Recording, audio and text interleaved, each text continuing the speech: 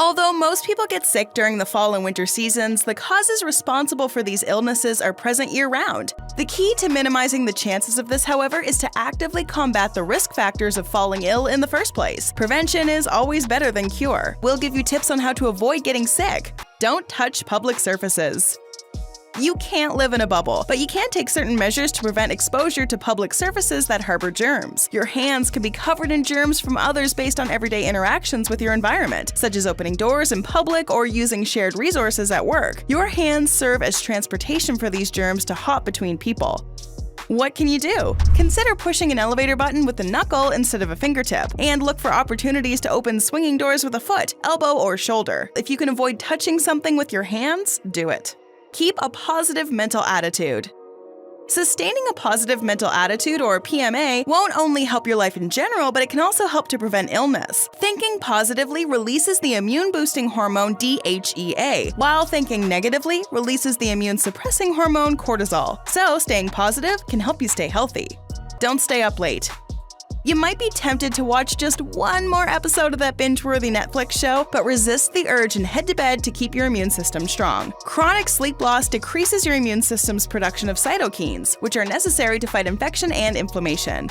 Studies have shown that sleep-deprived people who are exposed to the common cold virus are more likely to get sick. Stand tall on public transport. When it comes to catching a cold on the bus or train, it really is a numbers game. Many disease-causing bacteria can spread up to 4 meters and remain alive in the air for up to 45 minutes following coughs and sneezes. Research shows there are far fewer germs on ceiling poles than on vertical poles on public transport. Boil over. Viruses that cause foodborne illnesses tend to loiter on produce, so to further slash your chance of sickness, try blanching your greens, kale, spinach, and chard, for example, in boiling water for 2 to 3 minutes. Then dunk them into ice water to stop the cooking. Heating to 212 degrees Fahrenheit greatly reduces norovirus in spinach, one study reports. Stay at least 3 feet away from anyone who's coughing or sneezing. Ideally, you should be 6 feet away from anyone at all times, even if you're wearing a mask. The flu virus is a parasite that hangs around in respiratory secretions that travel through the air in small droplets. A flu patient who's actively projecting these droplets by coughing or sneezing can contaminate the air you breathe, so it's best to keep your distance from anyone with suspicious symptoms. Load up on vitamin D.